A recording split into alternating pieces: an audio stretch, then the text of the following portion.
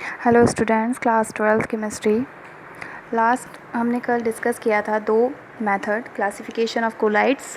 दो मेथड हमने डिस्कस कर लिए थे उनके दो क्लासिफिकेशन के बारे में। लास्ट रह गया था classification based on types of particles of disperse phase. ये क्लासिफिकेशन किस पर बेस्ड है? Type of particle. Disperse phase में किस टाइप का पार्टिकल है। इसको 3 कैटेगरी में डिवाइड किया गया है। First is multi molecular colloids. Multi molecular, इससे पहले आपको ये पता होना चाहिए कि कोलाइड सॉल्यूशन बनाने के लिए पार्टिकल साइज़ कितना होना चाहिए? 1 नैनोमीटर से 1000 नैनोमीटर के बीच में।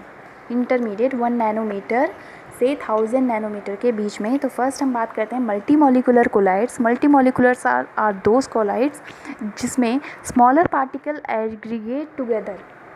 अब स्मॉलर पार्टिकल कौन से वाले होंगे? वो जिनका जो साइज़ है वो 1 नैनोमीटर से कम होगा। ठीक है, जिनका साइज़ 1 नैनोमीटर से कम होगा। 1 नैनोमीटर से कम किनका होता है? जो टू सॉल्यूशन बनाते हैं, वो बहुत स्मॉल पार्टिकल्स होते हैं लाइक NaCl।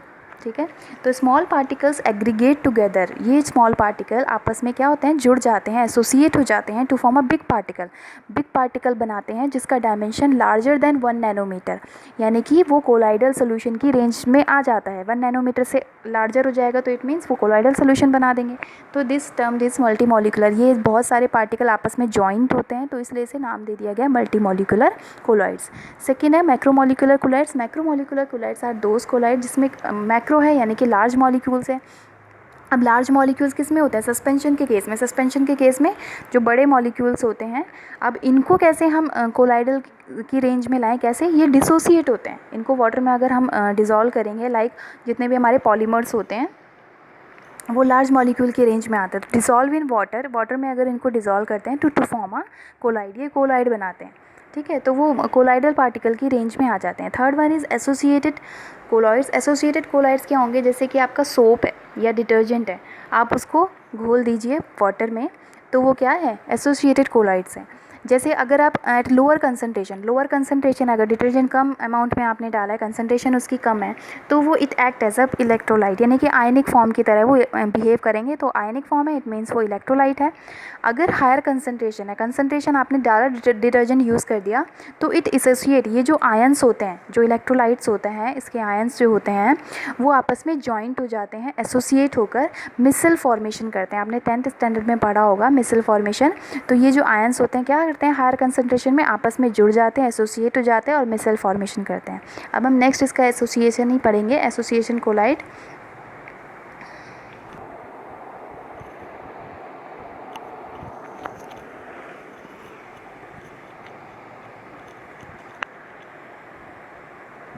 नेक्स्ट है difference between multi molecular, macromolecular and associated colloid. इनके बीच में डिफरेंस है। मल्टी मॉलिक्यूलर कोलाइड्स में they consist of aggregate to atom and which generally have diameter less than 1। इसमें कौन से मॉलिक्यूल एग्रीगेट होंगे? वो मैंने आपको पहले ही बताया, जिनका डायमीटर 1 नैनोमीटर से कम होगा। ठीक है, तो वो आपस में एग्रीगेट होकर जुड़कर जो हमारे कोलाइडल सोल्यूशन वाली रेंज है उस पार्टिकल की रेंज में आके कोलाइडल सोल्यूशन बनाते हैं। मैक्रोमोलिकुलर में की कोलाइड्स में दे कंसिस्ट ऑफ लार्ज, ये लार्ज साइज मॉलिक्यूल्स होते हैं, लाइक रबर, जितने भी हमारे पॉलीमर्स हैं, नाइलॉन, स्टार्च, प्रोटीन, सेलुलोज। ठीक है, ये सब क्या करते हैं? अगर इन्हें वाटर में डिज़ोल्व करेंगे तो ये क्या बना लेंगे? कोलाइडल सोल्यूशन की रेंज में ये पार्टिकल्स आ जाते हैं। Third one is associated colloid. They consist of aggregation of large number of ion. ये क्या करते हैं? बहुत सारे आयन्स होते हैं, वो आपस में क्या होते हैं? जुड़ जाते हैं, which behaves a colloidal size particle.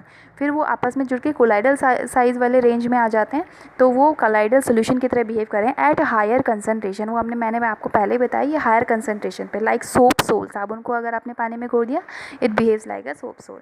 Second है जो मल्टी मॉलिकुलर कोलाइड्स का जो मास होता है, इट्स नॉट वेरी हाई। आपको पता है स्मॉल पार्टिकल से मिलकर बना है तो मॉलिकुलर मास तो हाई होगा नहीं, तो it's not very high. But in case of macromolecular, second वाला जो है मैक्रोमोलिकुलर कोलाइड्स, इट्स सारे के सारे पॉलीमर्स, मोस्टली पॉलीमर्स हैं, तो उनका मॉलिकुलर मास कितना होता है? बहुत हाई होता है। तो high molecular mass, very high.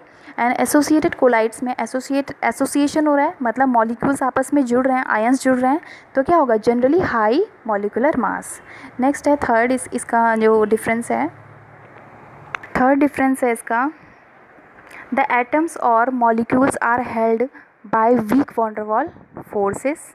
क्या होते हैं, इनके जो एटम्स होते हैं या मॉलिक्यूल्स होते हैं वो weak van der Waals forces से अट्रैक्ट होते हैं, यानी कि ज़्यादा अट्रैक्शन नहीं है। क्यों? और इसीलिए फोर्थ पॉइंट भी इसी से मिलता जुलता है, they usually have lyophobic character, यानी कि लिक्विड हेटिंग कैरेक्टर होता है इनका।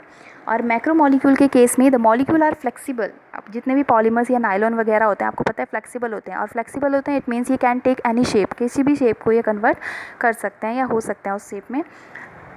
इसी में फोर्थ है ये लायोफिलिक कैरेक्टर होते हैं, it means liquid loving character उनका होता है, क्योंकि इनको वाटर में हम डिज़ोल्व कर रहे हैं तो इट मीन्स ये लविंग करते होंगे ये लिक्विड को, तभी तो डिज़ोल्व हो रहे हैं, ठीक है। थर्ड एसोसिएशन में they behaves as normal electrolyte at lower concentration, low concentration पर ये इलेक्ट्रोलाइट की तरह बिहेव करते हैं, and behaves as colloidal at higher concentration, और हायर कंसनट्रेशन पर कोलाइडल की तरह बिहेव करते हैं। Last one is there molecules contain both, इसमें दोनों ग्रुप होते हैं, लायोफोबिक भी होता है लायोफिलिक भी होता है, इट मीन्स इसमें दोनों ग्रुप एक साथ प्रेजेंट होते हैं। अभी हम इसमें ही पढ़ेंगे एसोसिएटेड मिसल्स के बारे में। नेक्स्ट है थर्ड एसोसिएटेड कोलॉइड्स या मिसल्स, एग्जाम्पल है इसका micelles at a higher concentration, ठीक है। हायर कंसनट्रेशन पर ही मिसल फॉर्मेशन होगा, क्योंकि उस स्टेज में कंसनट्रेशन जब हाई होगी वो आयन बहुत सारे हो जाएंगे उस सोल्यूशन में। पानी में आप डिटर्जेंट डालो, पहले थोड़ा सा डालो, इतना अच्छा मिसल यानी कि झाग नहीं बनता है, जितना आप कंसनट्रेशन ज़्यादा यानी कि डिटर्जेंट आप ज़्यादा अमाउंट में डालोगे बहुत सारे आयन्स फॉर्म हो जाएंगे आपके सोल्यूशन में, और वो क्या करेंगे एक दूसरे के साथ जुड़ जाएंगे, aggregate together to form a micelle. उस कंडीशन में मिसल बहुत सारे बनते हैं। तो आपका जो सोप है वो क्या होता है, सोडियम स्टीरेट, उसको हम आप डीप में पढ़ेंगे। सोडियम स्टीरेट होता है, सोडियम स्टीरेट को वो जब पानी में आप डालते हैं तो वो कैसे आयनाइज हो जाएगा, इलेक्ट्रोलाइट की फॉर्म में C7, ये फार्मूला होता है सोडियम स्टीरेट का C17H35 COO hydrolysis C17H35 COO negative ionise हो जाएगा stearate ion and sodium ion में। तो ये जो स्टेरेट आयन है मेनली यही मिसल फॉर्मेशन करता है। कैसे? जो अब मैंने इस स्टेरेट आयन को जो थोड़ा सा लाइन बॉन्ड के रूप में लिखा है, C17 जो H35 है इसको हम लाइन बॉन्ड, आपने 11th में अगर पढ़ा हो तो लाइन बॉन्ड कैसे हम रिप्रेजेंट करते थे उसी डायरेक्शन में है। तो C17H35 इट्स हाइड्रोकार्बन, ये क्या है, हाइड्रोकार्बन है। और जो CO नेगेटिव ग्रुप है this is the acidic group, तो ये इसका हेड की तरह बिहेव करता है। दिस इज़ द पोलर, आयनिक है तो पोलर है, ठीक है, उस पर चार्ज है तो वो क्या है, पोलर है। पोलर है इट मीन्स वो वाटर में डिज़ोल्व हो जाएगा, ठीक है, हाइड्रोफिलिक इन कैरेक्टर होगा। और लास्ट वाला जो इसकी टेल है, टेल यानी कि जो हाइड्रोकार्बन है this is the non polar है तो वो वाटर में डिज़ोल्व तो नहीं होगा, this is lyophobic in character. और वाटर में डिज़ोल्व नहीं होगा तो किस में होगा, ऑर्गेनिक सॉल्वेंट या ऑयल में या ग्रीस में, ठीक है। अब इसके देखते हैं।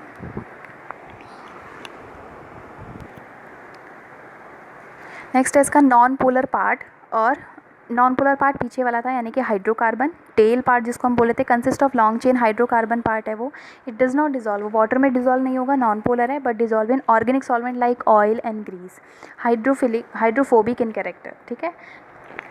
सेकेंड है पोलर पार्ट यानी कि हेड वाला पार्ट जिसमें आयनिक था COO negative, it consist of COO negative, it does not soluble in organic solvent. अब पोलर है तो ऑर्गेनिक सॉल्वेंट में डिजॉल्व नहीं होगा बट सॉल्युबल इन वाटर में डिजॉल्व होएगा, इसीलिए यह हाइड्रोफिलिक इन कैरेक्टर है। नीचे आपको दिख रहा होगा hydrophobic part is the tail and hydrophilic part is the COO negative group. Next आप इसमें देख रहे होंगे मिसल फॉर्मेशन जब लोअर कंसनट्रेशन थी, जब हमने डिटर्जेंट को पानी में डाला कम अमाउंट में तो लो कंसनट्रेशन थी, तब वो कैसे आयनाइज फॉर्म में थे, मिसल उन्होंने नहीं बनाया, वो जुड़े नहीं आपस में, कैसे हो गए, आयनाइज हो गए। फिर जब एक बड़ा कंटेनर आपको दिख रहा होगा तो जब इसमें कंसनट्रेशन हाई हो गई, एट हाई कंसनट्रेशन ये जो आयनिक फॉर्म्स हैं जितने भी आयन है, स्टेरेट आयन है, वो क्या करेंगे आपस में जुड़ जाएंगे। और जुड़ेंगे कैसे, देखिए इसका जो हाइड्रोफोबिक पार्ट है यानी कि जो हाइड्रोकार्बन वाला पार्ट है, जो टेल पार्ट है वो अंदर की तरफ होगा, क्योंकि हमारे जो कंटेनर में है वो वाटर है, ठीक है। अब ये वाटर की तरफ अट्रैक्ट कौन सा वाला पार्ट होगा, जो पोलर पार्ट होगा यानी कि नेगेटिवली चार्ज वाला पार्ट जो होगा। तो ये ऐसे इस तरीके से क्या करते हैं आपस में जुड़ जाते हैं, सिकुड़ जाता है ये टेल वाला पार्ट, और जो फैला हुआ रहता है ये हाइड्रोफिलिक पार्ट है, this is the head part, और अंदर की तरफ टेल पार्ट। तो यह एक मिसल बनाते हैं, ऐसे बहुत सारे मिसल्स बनते हैं सॉल्यूशन में। फिर ये कपड़े को कैसे साफ़ करते हैं, आपकी जो टी शर्ट या शर्ट में ऑयल या ग्रीस का दाग जो लग जाता है वो कैसे साफ़ होता है, ये जो मिसल होता है, ये मिसल क्या करता है वहाँ पर उस स्पॉट पर जाता है जहाँ पे आपका जो दाग होता है, फिर आप उसे रब करते हैं, जो भी करते हैं, ठीक है। और ये जो हाइड्रोकार्बन वाला पार्ट है ये उस स्पॉट पर जाकर उसको चारों ओर से घेर लेता है। आपको पता है सेंटर पार्ट में क्या है, टेल पार्ट, टेल पार्ट में हाइड्रोकार्बन, और ऑयल भी हाइड्रोकार्बन है। तो हाइड्रोकार्बन किस में डिजॉल्व होते हैं, ऑर्गेनिक सॉल्वेंट में। ऑयल भी एक ऑर्गेनिक सॉल्वेंट ही है, तो वो उसको चारों ओर से घेर के उसको डिज़ोल्व करता है, ठीक है, और डिज़ोल्व करके अपने साथ पानी में ले जा लेता है, और आपकी जो टी शर्ट होती है या शर्ट में कोई दाग लगा रहता है ऑयल का, वो क्लीन हो जाता है, साफ़ हो जाता है। इस तरीके से पूरा मिसल फॉर्मेशन या मिसल क्लिनजिंग ऑफ क्लोथ की इस तरीके से फॉर्मेशन होती है। नेक्स्ट है प्रिपरेशन ऑफ कोलाइड। कोलाइड की कैसे प्रिपरेशन है, दो पढ़ाए थे मैंने आपको, लायोफिलिक एंड लायोफोबिक। तो लायोफिलिक कोलाइड जो होते हैं उनको केवल हम शेक करने से ही बना लेते हैं, only shaking to form a colloid because of strong interaction, क्योंकि उनके बीच में इंटरेक्शन स्ट्रॉन्ग है डिस्पर्स फेज और डिस्पर्जन मीडियम के बीच में। तो हमको केवल वाटर में डाल के शेक करेंगे तो हमारा लायोफिलिक कोलाइड बन जाएगा। But in case of lyophobic colloid क्या होता है, वीक इंटरेक्शन होता है disperse phase and dispersion medium के बीच में, तो does not form on shaking, ठीक है। केवल शेक करने से ये कोलाइड सोल्यूशन नहीं बनाए जा सकते, इनके लिए कुछ स्पेशल मेथड लगाने पड़ते हैं। उन स्पेशल मेथड को हम आगे देखते हैं, डिस्कस करते हैं। पहले हम ये लायोफिलिक तो हमारे किससे हो जाते हैं, ओनली शेकिंग से, बट हम पढ़ेंगे क्या, लायोफोबिक कोलाइड की preparation of lyophobic colloid. Two categories में है, डिसइंटीग्रेशन और dispersion method. First, disintegration dispersion method जो है केवल मैक्रोमॉलिक्यूल्स के लिए किया जाता है। इसको जो मैक्रोमॉलिक्यूल्स होते हैं उनके कोलॉइड्स के लिए इसको यूज़ किया जाता है। इसमें दो हैं, इलेक्ट्रो डिसइंटीग्रेशन एंड इसको ब्रैडिक्स आर्क मेथड भी बोलते हैं। सेकेंड है पेप्टाइजेशन, क्योंकि पीपीटी से बनता है इसलिए पेप्टाइजेशन मेथड है। सेकेंड है कंडेंसेशन और एग्रीगेशन मेथड, यानी कि बाई केमिकल मेथड। इसमें जो लायोफोबिक कोलाइड्स बनाए जाएंगे केमिकली बनाए जाएंगे, जैसे कि double decomposition, oxidation, reduction and hydrolysis method से। अब पहले हम डिस्कस करते हैं कंडेंसेशन और एग्रीगेशन मेथड के बारे में। फर्स्ट है कंडेंसेशन मेथड में बाई केमिकली मेथड। फर्स्ट है बाय डबल डिकम्पोजिशन। इक्वेशन है आपको आर्सेनिक सल्फाइड का, इसमें हम कोलाइडल सोल्यूशन बनाएंगे, उसके लिए हमें आर्सेनिक ऑक्साइड लेना पड़ेगा। AS2O3 एक्वस है, एक्वस फॉर्म में है, AS2O3 प्लस H2S के साथ जब इसकी रिएक्शन कराई जाएगी 3H2S एक्वस में ही, तो ये क्या करेगा, डबल डिकम्पोजिशन रिएक्शन कैसे होगी, AS2S3, एक बार AS2O3 डिकम्पोज होगा और एक बार H2S, दो बार डिकम्पोज, H2S भी डिकम्पोज हो रहा है, AS2O3 भी डिकम्पोज हो रहा है, इसीलिए इसका नाम डबल डिकम्पोजिशन है। और हमारा कोलाइडल सोल बन जाएगा AS2S3 आर्सेनिक सल्फाइड का, और 3H2 वो हमारी वाटर रिमूव हो जाएगा।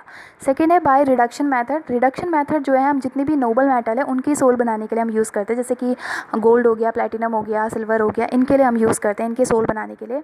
तो इसमें हमें जिस भी मेटल का हमें सोल बनाना है, सपोज़ हमें गोल्ड का सोल बनाना है, तो गोल्ड का ही हम इसका सॉल्ट लेंगे, जैसे हमने यहाँ पे लिया AuCl3 एक्वस फॉर्म में, AuCl3, इसको रिएक्ट कराएंगे SnCl2 की इन एक्वस फेज में रिएक्ट करके क्या बनाता है 2Au, यानी कि गोल्ड सोल है, प्लस 3SnCl4 अलग हो जाता है, मतलब फॉर्म हो जाता है। तो आप इसमें रिडक्शन क्यों बोल रहे हैं, क्योंकि यहाँ पे AuCl3 जो है, AuCl3 प्लस 3 ऑक्सीडेशन स्टेट में है जो हमने रिएक्टेंट में लिया था, बट जब फॉर्मेशन हुआ गोल्ड सॉल का तो वो 0 ऑक्सीडेशन स्टेट में आ गया, यानी कि ऑक्सीडेशन नंबर क्या हो गया, डिक्रीज़ हो गया है। डिक्रीज़ होने का मतलब है रिडक्शन, ठीक है। नेक्स्ट है third method by oxidation. A colloidal sol of sulphur का जो कोलाइडल सोल है is obtain by the oxidation, इस ऑक्सीडेशन मेथड से बनाया जाता है। इसमें bubbling of gas H2S gas को थ्रू पास करते हैं सोल्यूशन, किसमें से, Br2 या SO2 या HNO3 के सोल्यूशन से H2S गैस को पास किया जाता है, तब हमारा सल्फ़र का सोल बन जाता है। फर्स्ट है H2S, अगर हम H2S की रिएक्शन Br2 वाटर में या ब्रोमीन वाटर में उसको पास कराते हैं तो 2HBr और सल्फ़र का सोल बन जाता है 2HBr प्लस S। अगर सेकेंड में 2H2S प्लस SO2, अगर हम SO2 के साथ उसको पास कराएंगे SO2 के सोल्यूशन में तो 2H2O3S, इसमें भी सल्फ़र का ही सोल बनता है। और H2S गैस को फिर HNO3 के साथ अगर हम रिएक्ट कराते हैं nitric acid in aqueous form to form the 2H2N 2NO2 plus sulphur sol. Last है बाय हाइड्रोलिसिस से कैसे कोलाइडल सोल्यूशन बनाता है। इसमें सॉल्ट लेंगे FeCl3, यानी कि आयरन क्लोराइड है ये, इसकी रिएक्शन हाइड्रोलिसिस यानी कि वाटर के साथ होगी 3H2O to form the FeOH का होल थ्राइस। FeOH का होल थ्राइस क्या है? Colloidal sol of the iron, iron का कोलाइडल सोल है, प्लस रिमूव द 3HCl और 3HCl भी बनता है। आई होप आपको ये समझ में आ गया होगा। बाकी कोई भी डाउट होगा आप मुझसे पर्सनली व्हाट्सएप नंबर पे पूछ लीजिएगा। Thank you.